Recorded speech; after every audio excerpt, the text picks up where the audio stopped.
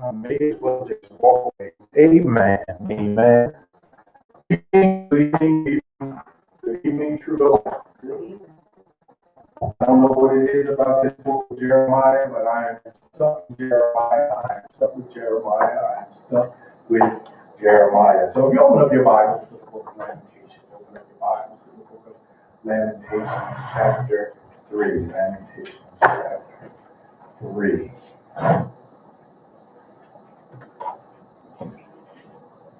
And for those of you who want to go home, you can finish this book in about 25 minutes.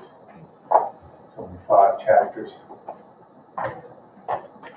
But it really is just a long song of crying, of lament. Can you repeat where we're at? I just started realizing that. The book of Lamentations, Lamentations chapter 3. Lamentations chapter 3. Hush yourself. Lamentations chapter 3. This is a really, it's just a song, a long song of Jeremiah's woes. If we were to give it an artist for today, this would probably come from the gospel of B.B. King. It is the blues. It is a prophet who is singing blues. It is a prophet whose heart is broken. And the funny thing is, his heart isn't broken because of what God has done. His heart is broken because of the state of his people.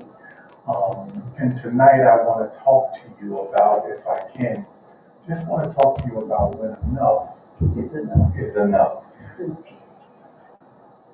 We look at Lamentations chapter 3 and you can say, Pastor, where is that coming from? And I want to just draw your attention to verse 51. Draw your attention to verse 51. If you are reading from another version of the Bible, the NIV, the New King James Version, Minister, New King James. can you read verse 51? My eyes bring suffering to the soul because of all the daughters of my city. Here Jeremiah is writing about not just the daughters, but the children. The children, not just because I don't want you to get caught in that word daughters. He's really talking about the children of Israel, the children of Israel.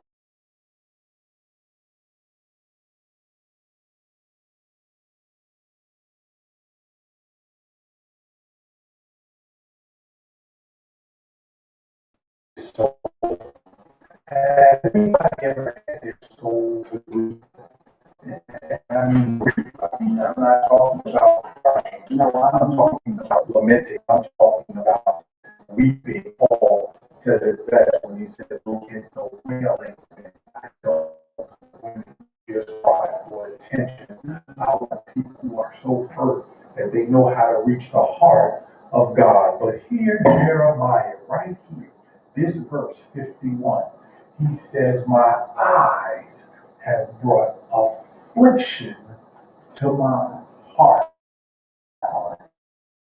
And eventually said, "My eyes have brought pain to my soul." I believe the NIV says, "It grieves my soul." And I don't know if you've ever been in a position to be grieved by what you see.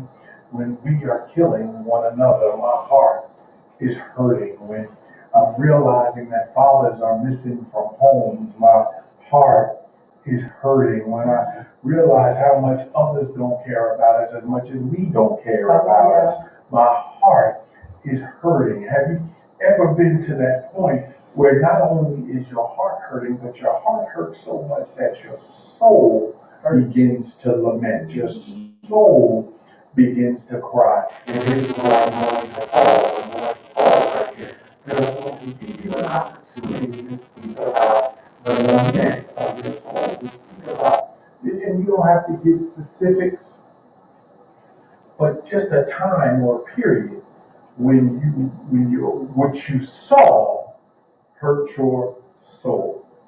Come on, Sister Pastor.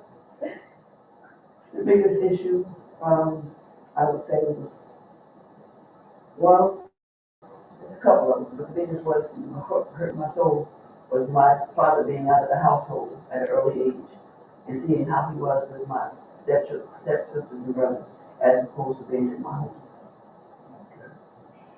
Minister Burton.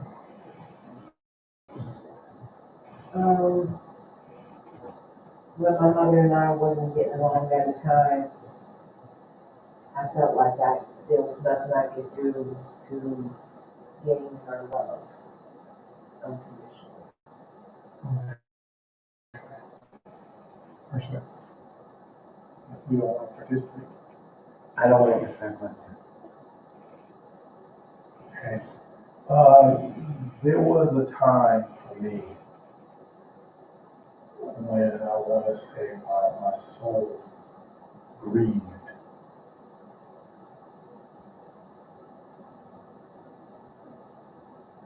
Would have been Sunday. Would have been Sunday. One of those. And these things seem to happen out of nowhere. They don't, even though they're a buildup of things, when the soul begins to hurt, it appears as if it happened out of nowhere. So what I began to understand is what Jeremiah is saying is because of what my eyes have seen, my soul is grieved because of what I see from the children. Because I see the things that they are doing, the way they disrespect not just one another, the way they disrespect God. And then you have to look at it like this. They don't think there's anything wrong with what they're doing. Not at all. And for those of us who know better and don't do better, it's a problem. We live our lives on our. You don't want man to tell you what to do, and you almost dare God to tell you what to do. But when God is trying to not only tell you what to do because he's trying to protect you from the pain of your own actions. My soul,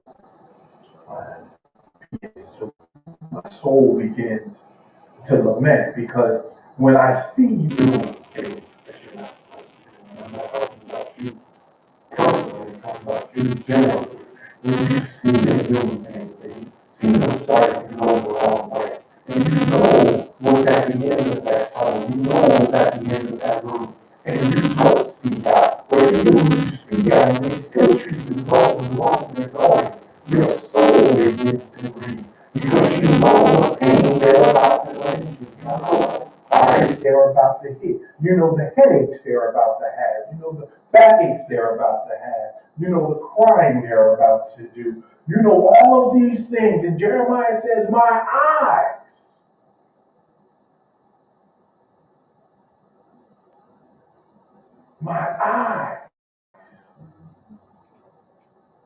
You ever felt like you just wanted to pull your eyes out of your head because you don't want to see anymore?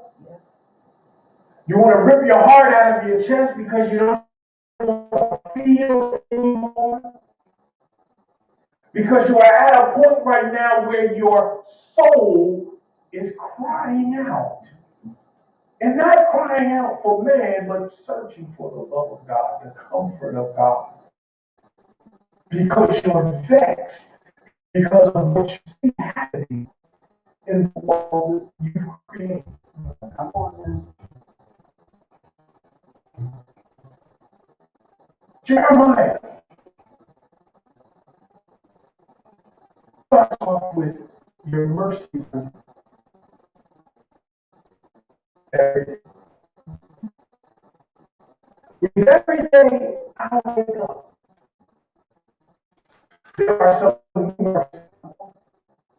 The first mercy is the fact that he allowed me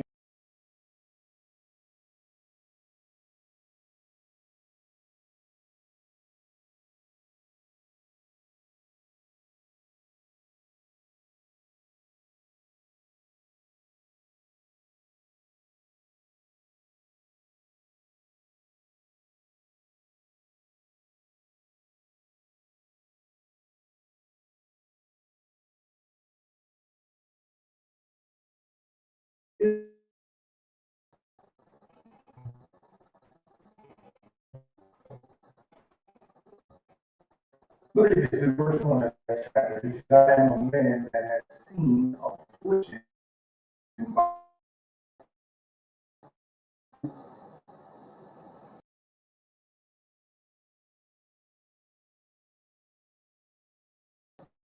God got his people.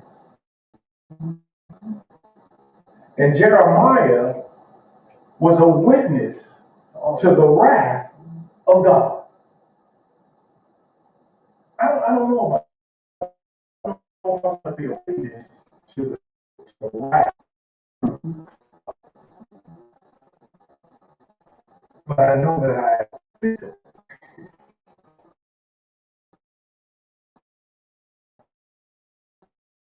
All right.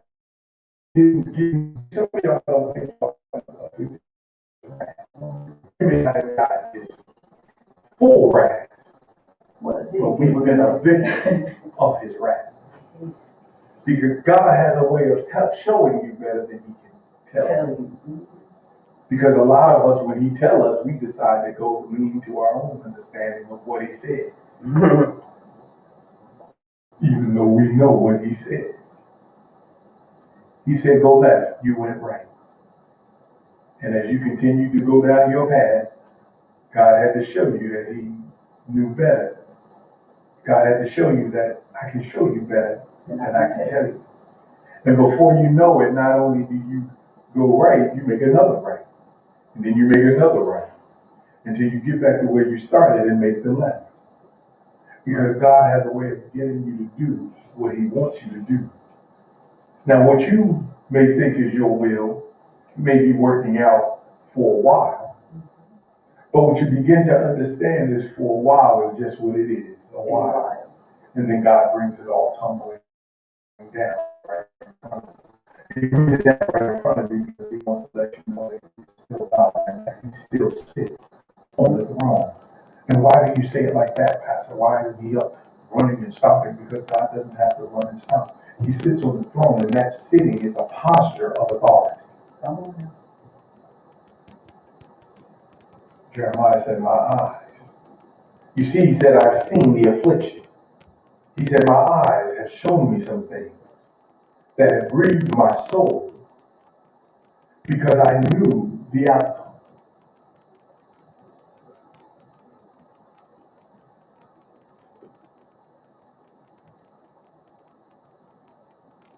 Watch. Look at verse 43. We're jumping all through this chapter. I want you to understand. I'm not going to leave chapter 3 right now. Sister Pastor, no, you read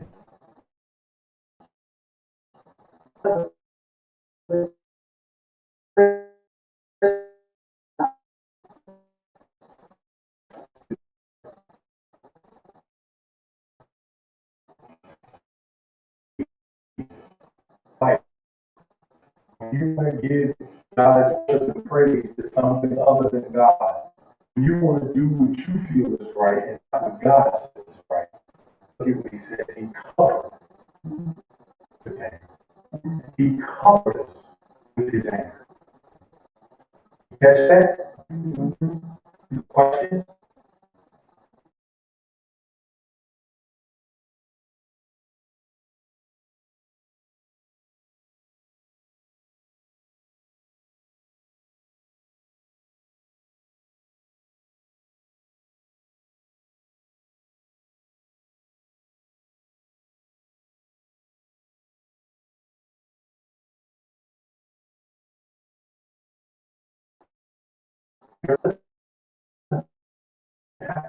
This. He comes through the garden. He says, Adam, where art thou? I want you to understand that he's not looking for Adam because he knows where Adam is. That's why he's in the garden. What he wanted was for Adam to come clean and show what he did. I'm asking you, Adam, where are you? Not because I need to know where you are at. I'm asking you, Adam, where are you? Because I need to know the state that you are in. Does that understand? We understand that? I need you to take accountability for what you have done. I told you not to do something, you did it. Now I need to know the state that you're in. So he pursued us, but he persecuted us. And when it says that God persecutes you, he doesn't persecute you with the intent to find you innocent. He persecutes you with the intent to get you to plead. All right? Did you get that? He's looking for you to ask for the plea. Lord, I'm sorry. I did wrong. And a lot of us don't even want to do that. You know when you get busted, it wasn't me. According to the gospel of Shaggy, it wasn't me. Caught me on camera. Wasn't me. Am I right? God got you dead to rights. But it wasn't me, Lord, it was the woman.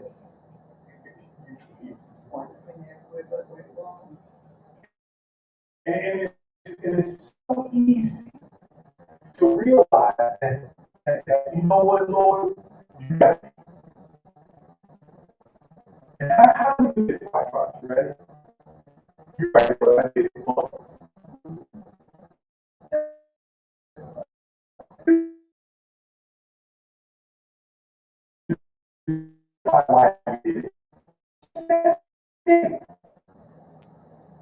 But we're human, and there's always a but to when we get caught.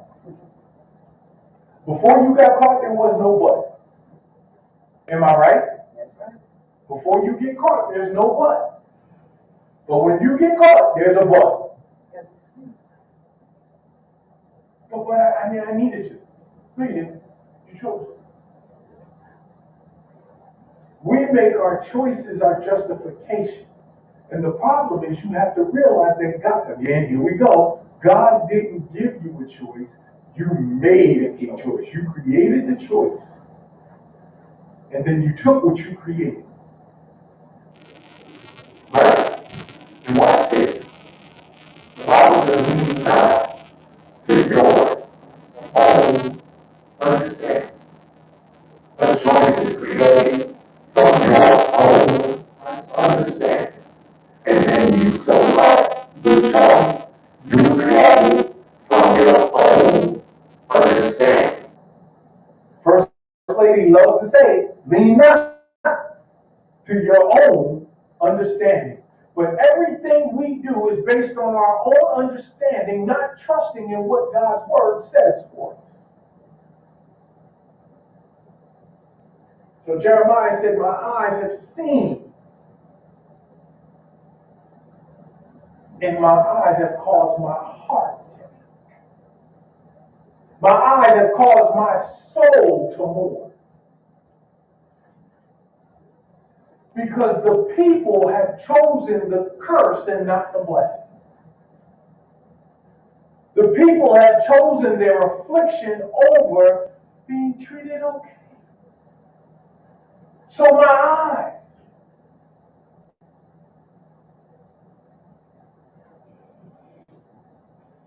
And he says, Lord, you haven't taken any pity on us. Can I ask the question? What do you think when God shows no?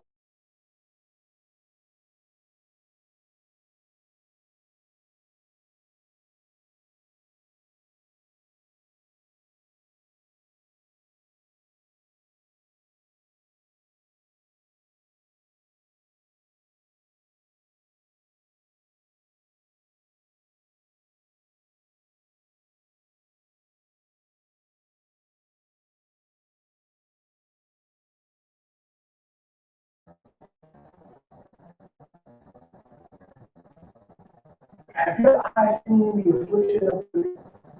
Have you seen the anger of God? Have you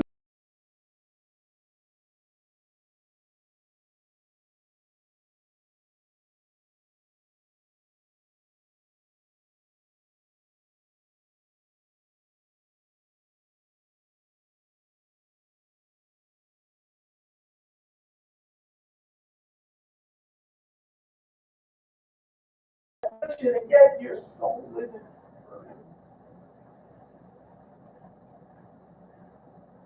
What we said, if I can pull myself up, they can pull themselves up.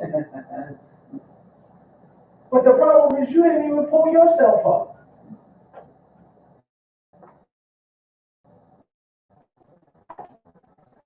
You didn't even grab your bootstraps.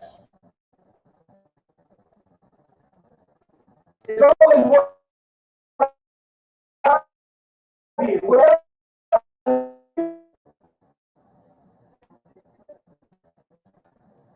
then you wonder why you struggle, why you suffer, because you're so busy wanting people to see you and not the God in you. My eyes have caught my soul.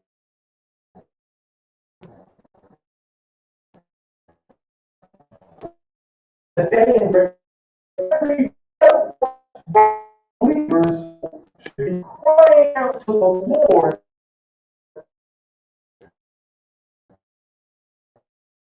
for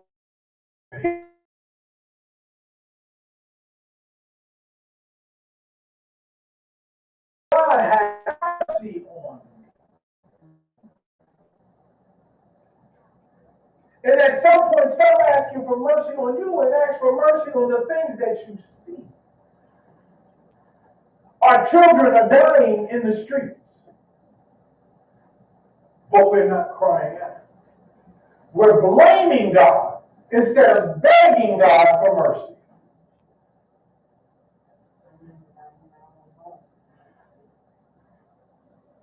And we see it.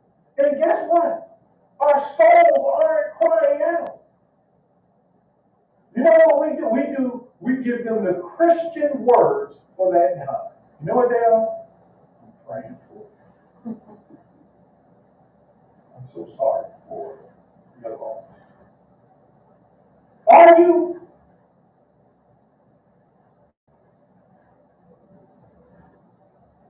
Jeremiah is looking around at the state of Jerusalem, at the state of Israel, and look, he's crying. He's crying. He is the weeping prophet for a reason. He wrote a whole book on crying,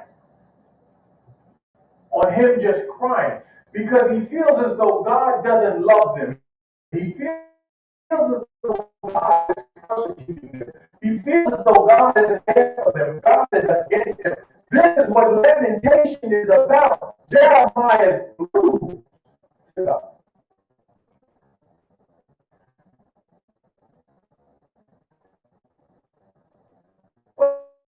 He ends with great is.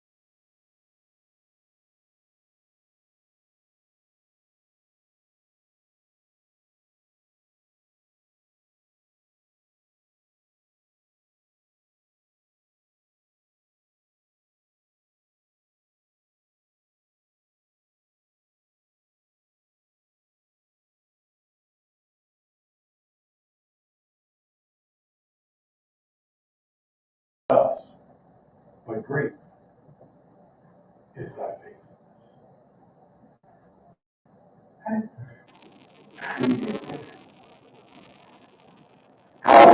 That is of the spectrum.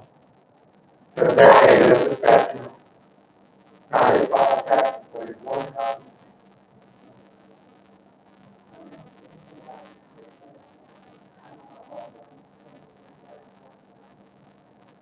So, and it goes on, as I said, my soul was back.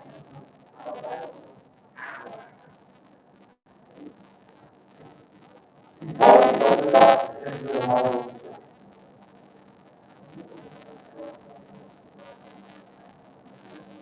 Great is thy Lord unto me. Did you catch that? See, Jeremiah, great is thy faithfulness. Yeah, Lord, I know you're angry with me, but you're still walking with me. me. I know you're angry with me, but you're still wiping my tears. I know you're angry with me, but you still lay my head in your lap and caress me. I know you're angry with me, but you still talk with me and remind me that I am your own. I know you're angry with me, but you still woke me up this morning and started me on my way. I know you're angry with me, but you made my way safe and you made it straight. I know you're angry with me, but Lord, great is thy faithfulness. Because his faithfulness isn't based on my actions. How about that? Him being faithful to me is not based on me being faithful to him. If God's faithfulness was based on man's actions, do you know he would be man? He is man all the time. You know what I mean? He would be no different than anybody sitting right here. Right? But thank God, the Bible says what? That he is not a man that he should lie, nor the son of man that he should repent. And we got to realize that the God said, look, I know you may not like me right now. I know you may not want to hear me right now. But I still love you. I know you don't want to be in my presence right now, but I still love you. Watch this. I know you don't want my presence, but you want my presence. Come on now. And I still love you. See, the reality is we treat God like kids treat parents. Did you catch that?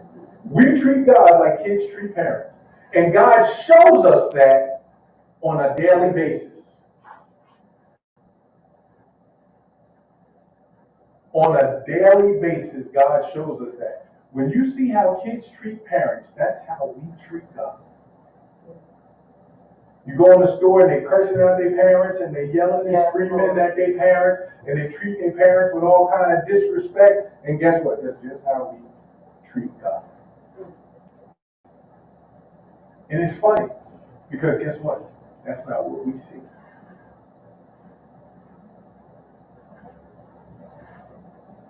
Can I ask that question? How come we don't see our actions when we see those kids? Because we got blinders on where we're concerned. We can see everybody else's fault or everybody else's actions, but not our own. Just going back to the scripture, if the Lord out your own, I think we got to cast out your brothers. Sometimes I think we want to do the churchified, dignified answer. Because we saved and we know the word and we live the word, and so therefore it don't apply to us as much. Okay. But it also tell you from much is given versus required. Amen. Firstly. No. Ask the question again. Why is it that we can't see ourselves when we see those children? Why can't, when we see them children acting up with their parents, how come we can't see us from God? I think because we're walking on blinders, we might see that our perception already knows that's up to count. But I think you have to kind of know it. We see it. We sweeping it under the rug and not holding ourselves accountable for what we see, knowing, because I do that. Like with the twins, I stop yelling at the twins for sucking their teeth and rolling their eyes because I do it to you all the time. So why wouldn't that? Right? So when you see what you're doing wrong in other people, you don't hold yourself accountable, you judge because you're man. Not God. Very good answer. So the reality is, and then you wonder why.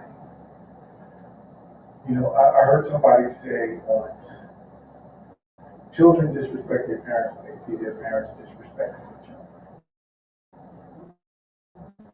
other. But when there's no disrespect from the parents, you can't expect the kids to have respect. Say that again? If you don't see respect between the parents, you can't expect the kids to have respect. anyone else. or anyone else. Because at that point, I know it's in low respect.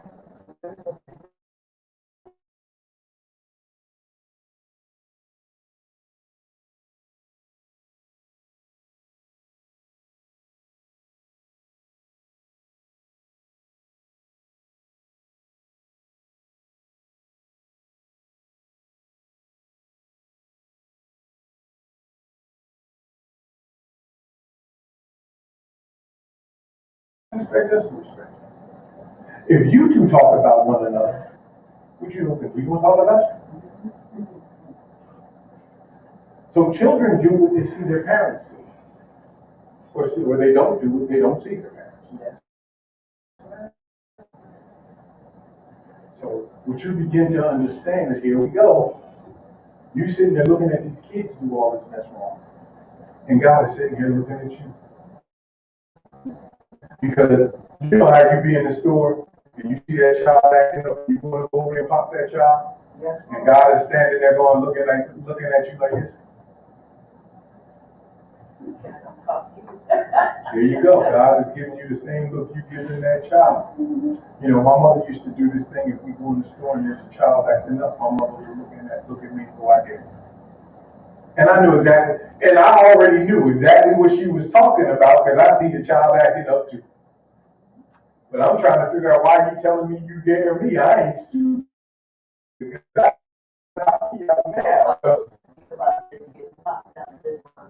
But what I began to understand is that God reminds me constantly, and that's why I constantly yes, are you in a position of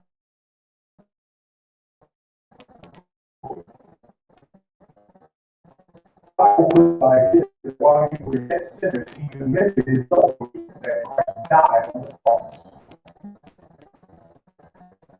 And what you have to realize is when you begin to think about the things that God has done to save your life, you know that one when you tell your child to get away from you because you're saving their life right now? And they don't seem to understand that you're saving their life by not getting up out of the chair. You know when you tell that person to get away from you because if you have to get up, it's going to be a problem. Just think how many times God really said that.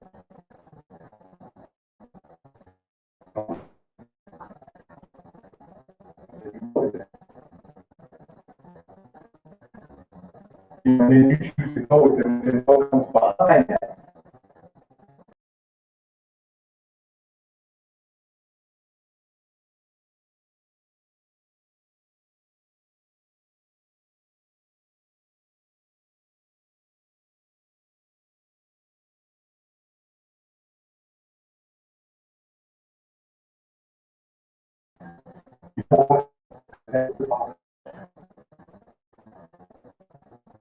When you fall down, Minister Burton, what does he do?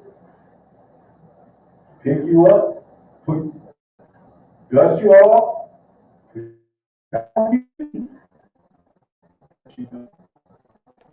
That's what a good father does. He doesn't catch you from falling.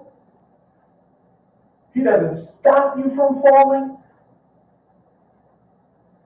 And watch this. He doesn't do it for you. When you fall, he watches you fall. But he picks you up. He dusts you off. And he puts you back on your feet. So you can do it all over again. So you can start this test all over again. Jeremiah said, my eye, Lord, is my eye. My eye does what's reading because every time I look at the window, I see Israel all and Jeremiah's eyes is taking them up. My Lord is helping them to start all over again. And Lord is telling you, because they're calling up the answer, they're calling you up, they're not showing us anything. What great is thy faith? Because even though you're allowing all of this to happen, you're still right.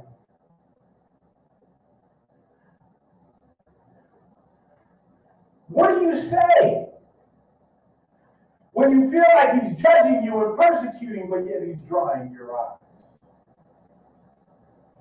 What do you say when you feel like God is spanking you, but he's carrying you through? What do you say? What are the words that clearly get out?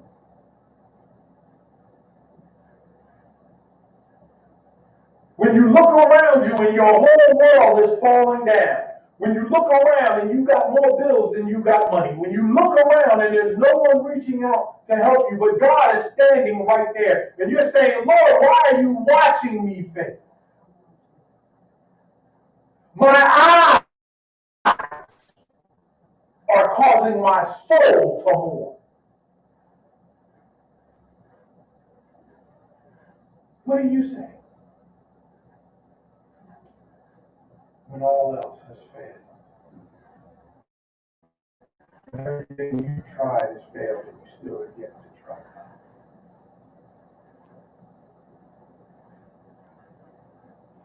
We ask the question, have you really tried God?